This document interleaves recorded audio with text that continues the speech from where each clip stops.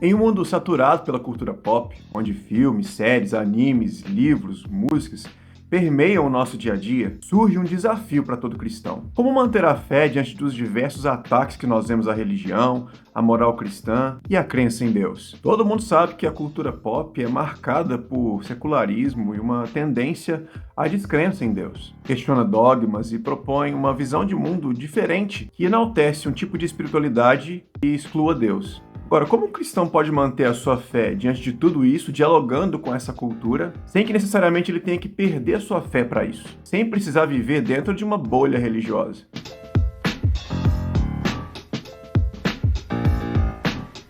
Para começar, é importante dizer para vocês que essa dicotomia entre fé e ciência nem sempre existiu. A ciência, inclusive, teve suas raízes em solo religioso, tendo muito de seus cientistas e filósofos naturais sendo devotos cristãos. Figuras como Nicolau Copérnico, Johannes Kepler e Isaac Newton conciliavam suas crenças com suas descobertas científicas. Muitos deles encontravam na ciência um meio de glorificar a Deus, ou seja, essa realidade de confronto nem sempre foi majoritária. No entanto, o cenário atual apresenta novos desafios. A cultura pop, por exemplo, frequentemente apresenta a ciência como a única verdade, ignorando a dimensão espiritual e o questionamento sobre o propósito da existência. Esse tipo de narrativa pode colocar o cristão numa situação difícil entre ter que escolher entre a sua fé, acreditar em Deus, ou escolher a visão de mundo predominante. É muito comum um cristão chegar na faculdade, por exemplo, ter a sua fé confrontada por professores ateus ou por ideologias diferentes, ou mesmo por teorias científicas que já estão aí consolidadas,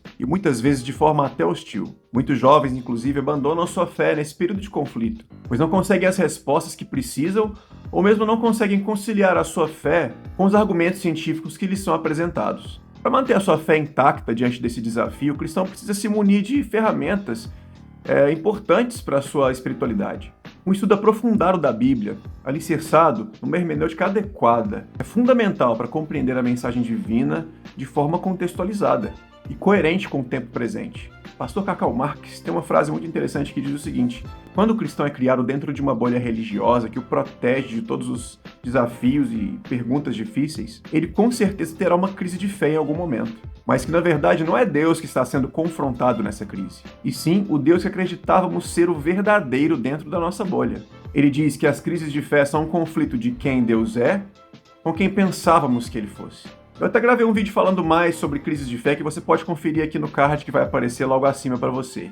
A doutora Ruth Benswicks, pesquisadora associada sênior do Faraday Institute of Science and Religion, diz que os cientistas conseguem ver o seu trabalho e compartilhar a alegria do Criador, enquanto descobrem coisas que nenhuma outra pessoa na Terra viu antes. Segundo ela, o maravilhamento é um atributo essencial de todo cientista. Ou seja, ao invés de afastar uma pessoa de Deus, as descobertas científicas podem alimentar a nossa fé. Para o filósofo cristão Kierkegaard, a realidade vai muito além daquilo que o olhar empírico pode compreender. E para nos tornarmos fielmente conscientes da ordem estética do cosmos, começar a perceber a verdadeira beleza em tudo, precisamos da realidade da presença de Deus em nossas vidas. Segundo a visão do filósofo, é importante nos tornarmos cientistas estéticos, ou seja, conhecer a beleza pelos termos do Criador. Se fizermos isso, passaremos a enxergar as descobertas e teorias científicas não como um desafio ou confronto a Deus, mas como uma expressão da maravilhosa graça criadora dele. É possível haver um diálogo entre fé e ciência? Antes de nós continuarmos, eu preciso fazer aquele pedido para você de deixar aqui embaixo o seu like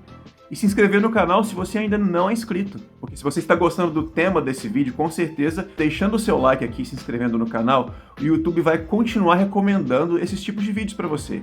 A frase "Deus está morto", frequentemente atribuída ao filósofo Friedrich Nietzsche, simboliza o declínio da fé na sociedade ocidental, substituída por valores como individualismo, autonomia e autoafirmação. Ele argumentava que a crença em Deus era uma forma de negação da vida, e que a humanidade precisava superar essa visão para criar seus próprios valores e significados. Ateísmo e ciências naturais parecem estar ligados pelos laços intelectuais mais rigorosos. Porém, para muitos ateus, essa suposição é muitas vezes ingênua e desinformada, pois tendem a conhecer o cristianismo mais pelos seus críticos ferrenhos do que propriamente pelo que ele é. É possível, então, para um cristão manter a sua fé diante dos seus estudos de ciências naturais? Nós tivemos recentemente na mídia um pastor famoso aconselhando pais a não deixarem seus filhos irem para a faculdade se perceberem que esses filhos perderão a sua fé na faculdade. Será que esse pastor está certo? Será que a faculdade é um perigo para a fé? Olha, eu fiz faculdade. Eu tive minhas crises de fé na faculdade, sim. Mas depois de toda crise de fé, a gente sempre se levanta mais forte, a gente sempre se levanta com uma fé mais robusta, uma fé mais convicta. Porque uma fé que tem medo de perguntas é uma fé leve, uma fé de papel. A nossa fé precisa ser fortalecida através das crises, para que as crises nos levem às respostas que nós precisamos. Então a resposta que eu tenho para você é sim, é possível sim um cristão manter a sua fé mesmo diante dos seus estudos de ciências naturais. E aqui vão alguns pontos trazidos por Alistair McGrath, teólogo e um dos principais expoentes contemporâneos do diálogo entre fé e ciência. Ciência e fé envolvem perspectivas distintas sobre a realidade. Dentro de uma realidade, existem perspectivas diferentes, ou seja, cada um descreve o que vê usando a sua própria linguagem, de modo que é necessário obter uma imagem geral e integral. Com a ciência e a fé oferecendo seus pontos de vista válidos, porém incompletos, é necessário que se juntem as suas perspectivas para que se obtenha um panorama geral e mais completo da realidade. Ciência e fé envolvem níveis diferentes de realidade. Isso quer dizer que as ciências naturais querem a compreensão de como as coisas funcionam, diferentemente da religião e da fé que quer compreender o propósito das coisas, o que elas significam. São níveis diferentes que podem proporcionar uma compreensão mais completa se unidos. Ciência e fé oferecem mapas diferentes. Por esse motivo, os métodos e os mapas usados por cada uma dessas áreas são diferentes, mas quando unidos apresentam uma ideia mais completa da realidade. É como se fosse um mapa do mundo, por exemplo. Vamos pensar aqui no mapa do mundo todo. Nós temos um mapa da América, das Américas, da Europa, o mapa da Ásia, da África, o mapa da Antártida, do Ártico e da Oceania. Mas quando nós juntamos todos esses mapas, né, nós inclusive juntamos aquelas diferentes visões de mapa, como o mapa político, o mapa de relevo, o mapa de clima, né, nós podemos ter uma visão mais panorâmica, mais geral daquilo que é o nosso planeta. Da mesma forma, são as visões de fé e ciência, né?